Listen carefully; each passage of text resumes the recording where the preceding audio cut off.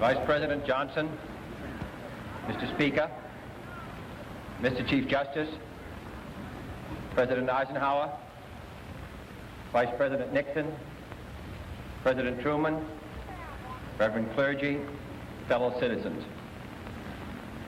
We observe today not a victory of party, but a celebration of freedom, symbolizing an end as well as a beginning, signifying renewal as well as change.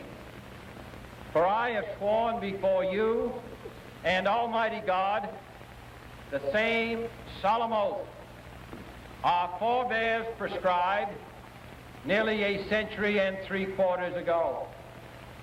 The world is very different now, for man holds in his mortal hands the power to abolish all forms of human poverty and all forms of human life. And yet the same revolutionary beliefs for which our forebears fought are still at issue around the globe. The belief that the rights of man come not from the generosity of the state, but from the hand of God. We dare not forget today that we are the heirs of that first revolution. Let the word go forth from this time and place to friend and foe alike that the torch has been passed to a new generation of Americans born in this century, tempered by war, disciplined by a hard and bitter peace, proud of our ancient heritage, and unwilling to witness or permit the slow undoing of those human rights to which this nation has always been committed and to which we are committed today at home and around the world.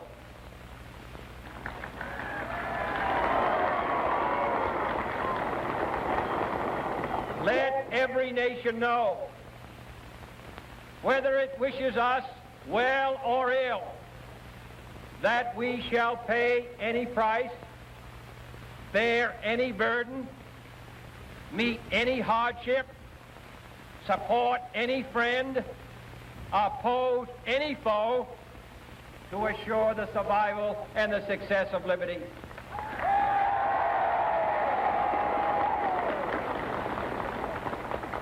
This much we pledge and more. To those old allies whose cultural and spiritual origins we share, we pledge the loyalty of faithful friends. United, there is little we cannot do in a host of cooperative ventures. Divided, there is little we can do, for we dare not meet a powerful challenge at odds and split asunder. To those new states whom we welcome to the ranks of the free, we pledge our word that one form of colonial control shall not have passed away merely to be replaced by a far more iron tyranny. We shall not always expect to find them supporting our view, but we shall always hope to find them strongly supporting their own freedom, and to remember that in the past, those who foolishly sought power by riding the back of the tiger ended up inside.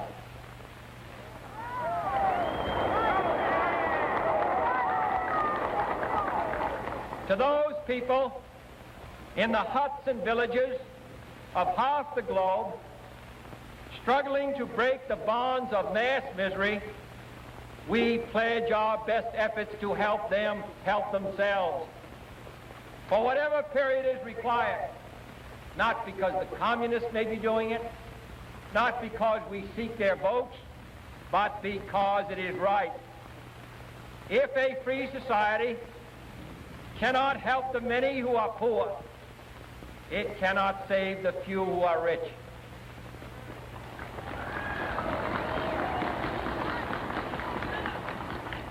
To our sister republics south of our border, we offer a special pledge to convert our good words into good deeds, in a new alliance for progress, to assist free men and free governments in casting off the chains of poverty.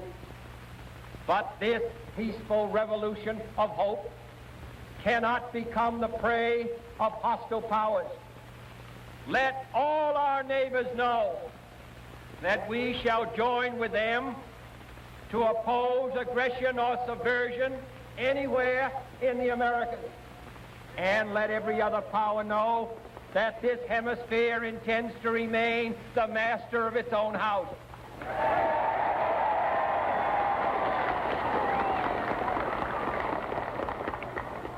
To that World Assembly of Sovereign States, the United Nations, our last best hope, in an age where the instruments of war have far outpaced the instruments of peace, we renew our pledge of support to prevent it from becoming merely a forum for invective, to strengthen its shield of the new and the weak, and to enlarge the area in which its writ may run.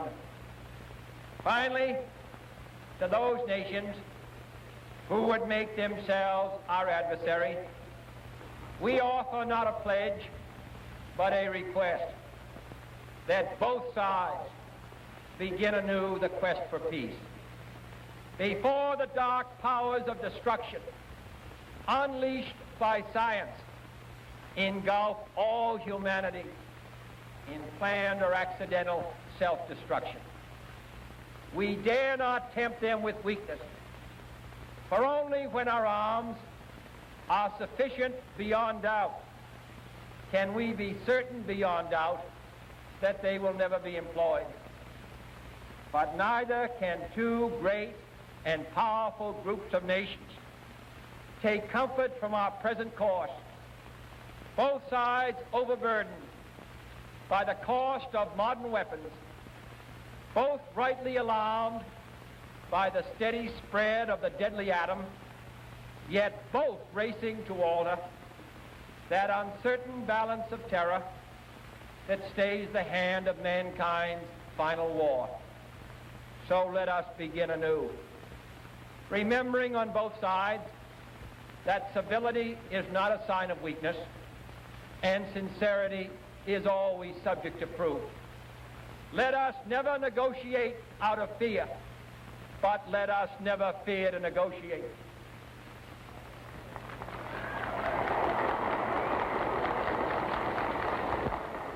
Let both sides explore what problems unite us, instead of belaboring those problems which divide us. Let both sides, for the first time, formulate serious and precise proposals for the inspection and control of arms, and bring the absolute power to destroy other nations under the absolute control of all nations.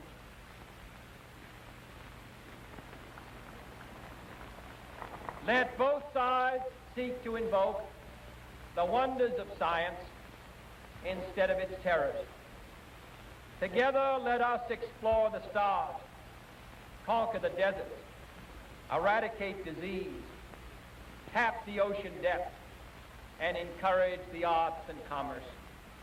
Let both sides unite to heed in all corners of the earth the command of Isaiah to undo the heavy burdens and let the oppressed go free. And if a beachhead of cooperation may push back the jungle of suspicion, let both sides join in creating a new endeavor, not a new balance of power, but a new world of law, where the strong are just and the weak secure and the peace preserved. All this will not be finished in the first 100 days, nor will it be finished in the first 1,000 days, nor in the life of this administration.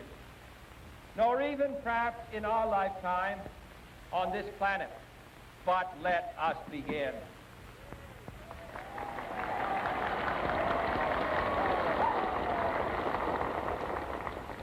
In your hands, my fellow citizens, more than mine, will rest the final success or failure of our course. Since this country was founded, each generation of Americans has been summoned to give testimony to its national loyalty. The graves of young Americans who answered the call to service surround the globe. Now the trumpet summons us again, not as a call to bear arms, though arms we need, not as a call to battle, though in battle we are, but a call to bear the burden of a long twilight struggle, year in and year out, rejoicing in hope, patient in tribulation, a struggle against the common enemies of man, tyranny, poverty, disease, and war itself. Can we forge against these enemies a grand and global alliance, north and south, east and west, that can assure a more fruitful life for all mankind? Will you join in that historic effort?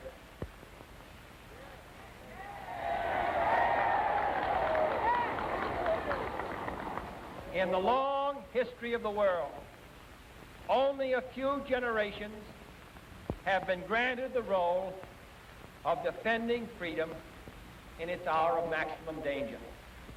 I do not shrink from this responsibility. I welcome it.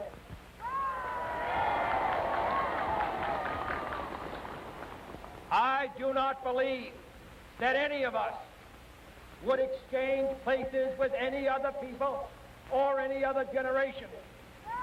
The energy, the faith, the devotion which we bring to this endeavor will light our country and all who serve it. And the glow from that fire can truly light the world. And so, my fellow Americans, ask not what your country can do for you. Ask what you can do for your country.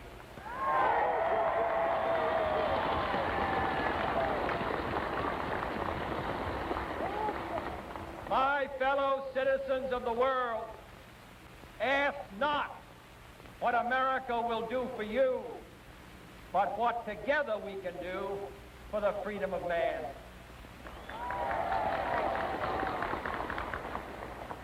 Finally, whether you are citizens of America or citizens of the world, ask of us here the same high standard of strength and sacrifice which we ask of you.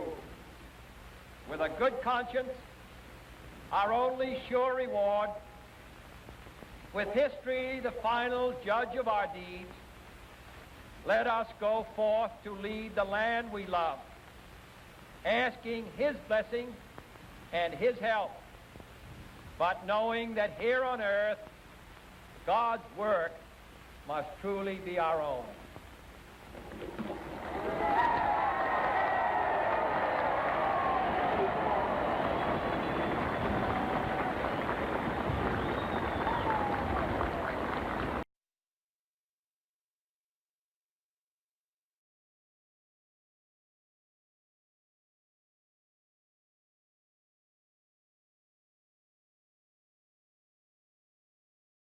Now, one of the answers, it seems to me, is a guaranteed annual income, a guaranteed minimum income for all people and for all families of our country. And it seems to me that the civil rights movement must now begin to organize for the guaranteed annual income, begin to organize people all over our country and mobilize forces so that we can bring to the attention of our nation this need And this something which I believe will go a long, long way toward dealing with the Negro's economic problem and the economic problem which many other poor people confront in our nation.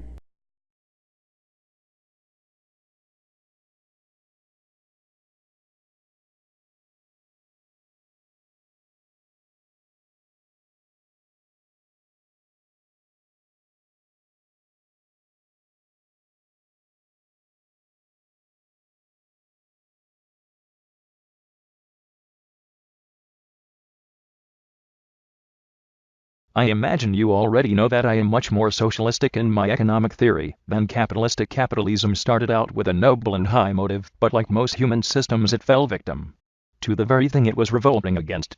So today capitalism has outlived its usefulness. Letter to Coretta Scott, July 18, 1952. In a sense, you could say we're involved in the class struggle. Quote a New York Times reporter, Jose Iglesias, 1968. And one day we must ask the question, why are there 40 million poor people in America? And when you begin to ask that question, you are raising questions about the economic system, about a broader distribution of wealth. When you ask that question, you begin to question the capitalistic economy. And I'm simply saying that more and more, we've got to begin to ask questions about the whole society. Speech to Southern Christian Leadership Conference, Atlanta, Georgia, August 16, 1967. Capitalism forgets that life is social. And the kingdom of brotherhood is found neither in the thesis of communism, nor the antithesis of capitalism, but in a higher synthesis. Speech to Southern Christian Leadership Conference, Atlanta, Georgia, August 16, 1967. Call it democracy, or call it democratic socialism, but there must be a better distribution of wealth within this country for all God's children. Speech to the Negro American Labor Council, 1961. We must recognize that we can't solve our problem now until there is a radical redistribution of economic and political power. This means a revolution of values and other things. We must see now that the evils of racism, economic exploitation and militarism are all tied together. You can't really get rid of one without getting rid of the others. The whole structure of American life must be changed. America is a hypocritical nation, and we must put our own house in order. Report to SCLC staff, May 1967. The evils of capitalism are as real as the evils of militarism and evils of racism. Speech to SCLC Board, March 30, 1967. I am now convinced that the simplest approach will prove to be the most effective. The solution to poverty is to abolish it directly by a now widely discussed matter. The guaranteed income. The curse of poverty has no justification in our age. It is socially as cruel and blind as the practice of cannibalism at the dawn of civilization, when men ate each other because they had not yet learned to take food from the soil or to consume the abundant animal life around them. The time has come for us to civilize ourselves by the total, direct and immediate abolition of poverty. Where do we go from here? 1967. You can't talk about solving the economic problem of the Negro without talking about billions of dollars. You can't talk about ending the slums without first saying profit must be taken out of slums. You're really tampering and getting on dangerous ground because you are messing with folk then. You are messing with captains of industry. Now this means that we are treading in difficult water because it really means that we are saying that something is wrong with capitalism. Speech to his staff, 1966. We are saying that something is wrong with capitalism. There must be better distribution of wealth and maybe America must move toward a democratic socialism. Speech to his staff, 1966. If America does not use her vast resources of wealth to end poverty and make it possible for all of God's children to have the basic necessities of life, she too will go to hell. Speech at Bishop Charles Mason Temple of the Church of God in Christ in support of the Memphis sanitation workers' strike on March 18, 1968, 2 weeks before he was assassinated.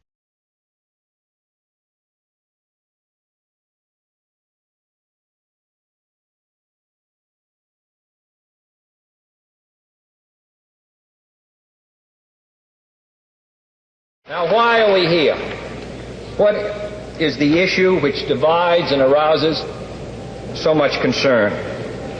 I will take a case which may be typical. A family which may be found in any part of the United States. The husband has worked hard for his life and he is retired. He might have been a clerk or a salesman or on the road or worked in a factory, stores or whatever. He's always wanted to pay his own way. He does not ask anyone to care for him. He wants to care for himself. He has raised his own family. He has educated them. His children are now on their own. He and his wife are drawing Social Security. It may run $75, $100, $125 in the higher brackets. Let's say it's $100. And he has a pension from where he worked, the results of years of effort. Now, therefore, his basic needs are taken care of. He owns his house. He has $2,500 or $3,000 in the bank. And then his wife gets sick. And we're all going to be in a hospital, 9 out of 10 of us, before we finally pass away, and particularly when we're over 65. Now she is sick, not just for a week, but for a long time. First goes the $2,500. That's gone. Next, he mortgages his house, even though he may have some difficulty making the payments out of his Social Security. Then he goes to his children, who themselves are heavily burdened because they're paying for their house, and they're paying for their sicknesses, and they want to educate their children. Then their savings begin to go. This is not a rare case. I talked to a member of the Congress from my own state a week ago who told me he was going to send his daughter away to school, but because his father had been sick for 2 years, he could not do it. And Congressman, I pay $22,500 a year. And that's more than most people get. So therefore now, what is he going to do? His savings are gone, his children's savings, they're contributing, though they have responsibilities of their own. And he finally goes in and signs a petition saying he's broke and needs assistance. Now what do we say? We say that during his working years, he will contribute to Social Security as he has in the case of his retirement, $12 or $13 a month. When he becomes ill, or she becomes ill over a long period of time, he first pays $90 so that people will not abuse it. But then let's say he has a bill of $1,500. This bill is not that we're talking about Mr. Anderson's bill and Mr. King solve everything, but let's say it's $1,500, of which $1,000 are hospital bills. This bill will pay that $1,000 in hospital bill. And then I believe that he and the effort he makes in his family can meet his other responsibilities. Now that does not seem such an extraordinary piece of legislation 25 years after Franklin Roosevelt passed the Social Security Act.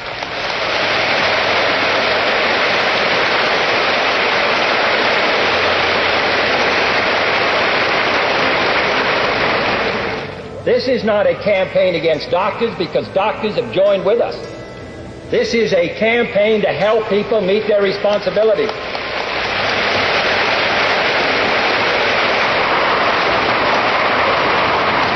We do not cover doctors' bills here. We do not affect the freedom of choice. You can go to any doctor you want. The doctor and you work out your arrangements with him. We talk about his hospital bills.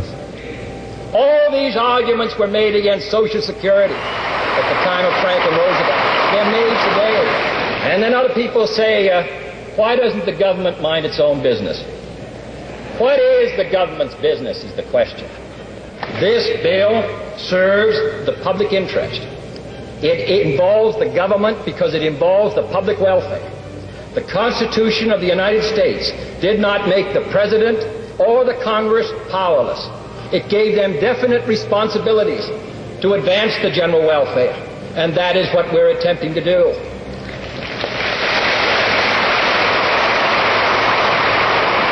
And then I read that this bill will sap the individual self-reliance of Americans. I can't imagine anything worse or anything better to sap someone's self-reliance than to be sick, alone, broke, or to have saved for a lifetime and put it out in a week, 2 weeks, a month, 2 months. This argument that the government should stay out, that it saps our pioneer stock. I used to hear that argument when we were talking about raising the minimum wage to $1.25. The fact of the matter is, what saps anyone's self-reliance is working 60 hours at straight time, or working at 85 or 95 or $1 an hour. In England, the entire cost of medicine for people of all ages, all of it, doctors, the choice of doctors, hospitals, from the time you're born to the time you die, are included in a government program. We are now talking about doing most of the countries of Europe did years ago. The British did it 30 years ago. We are behind every country pretty nearly in Europe in this matter of medical care for our citizens. We are concerned with the progress of this country. And those who say that what we are now talking about spoils our great pioneer heritage should remember that the West was settled with two great actions by the national government. One, in President Lincoln's administration, when he gave a homestead to everyone who went west, and in 1862 he set aside government property to build our land-grant colleges. This cooperation between an alert and progressive citizenry and a progressive government is what has made this country great, and we shall continue as long as we have the opportunity to do so.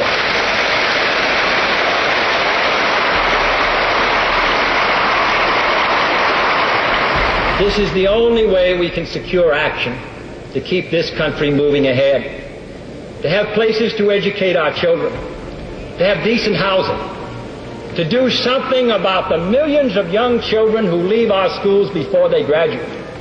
Every day I am reminded of how many things were left undone. 30 years ago they provided that no drugs be put on the market which were unsafe for hogs and for cattle. We want to take the radical step of doing the same for human beings.